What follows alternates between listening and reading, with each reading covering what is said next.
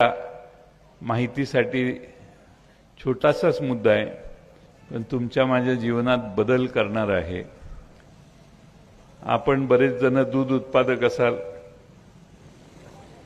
आपल्या भागातल्या गायी 20-25 लिटर दूध देत असतील. जास्तीत जास्त फारच जोरात चांगली गाय असेल तर 25-27 लिटर दूध देत असेल. आपण सरासरीनं 10-15 लिटरच्या आसपास बऱ्याचशा गायी आपल्या आता आहेत. सोयाबीन तुम्ही लावता, सोयाबीनला आधीच दर नाहीये. विदर्भातला शेतकरी कापूस लावतो, त्या कापसाला आधारभूत किमतीपर्यंत पोचता पोचता त्याची दमछाक झालेली आहे.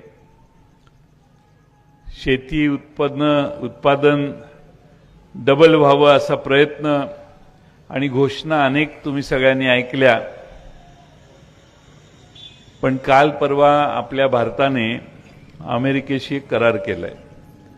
आपल्यालाही माहीत असेल, मला खात्री आहे, आपण बरेच जण त्या इंस्टाग्रामवर मोबाईलवर असता. पण त्या करारामध्ये भारताने अमेरिकेच्या शेतीमालाला भारतात आणण्यासाठी 0% कर ही संकल्पना मान्य केली. पूर्वी 50% कर असायचा.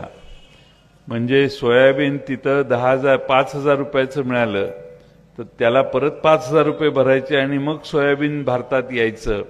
तर सोयाबीन कोणी इकडे घ्यायचं नाही म्हणून ते आजपर्यंत येत नव्हतं. दुग्धजन्य पदार्थ आपण जे डेअरी वगैरे मध्ये बघतो ना, आता इथं या दुकानात असेल काहीतरी, मग श्रीखंड आहे, बासुंदी आहे, वगैरे वगैरे वगैरे, चीज आहे, ते बटर आहे, हे सगळे पदार्थ 0% कराने भारतात येणार. आपली गाय जिथं 27 लिटर आणि 20 लिटर दूध देते, अमेरिकेची गाय 60, 70, 80 लिटर दूध देते. कंपॅरिझन सांगतोय. आपला शेतकरी अर्ध्या गुंठात एक एकरात, अर्ध्या एकरात, 2 एकरात, 3 एकरात सोयाबीन लावतो. तिकडं 500-500 एकर, 1000 एकर, 1,500 एकर सोयाबीन आणि कापूस लावणारा शेतकरी आहे. आता तुम्हाला त्याच्याशी लढायचंय. आम्ही बाजूला झालेलो आहोत सरकार म्हणून, आणि मधली भिंत जी आहे ती भिंत कोसळलेली आहे. आता काय लढायचं तेवढं अमेरिकेबरोबर जाऊन लढा, अशी आम्ही आता भूमिका घेतलेली आहे. तुम्हाला काय लढायचं ते लढा.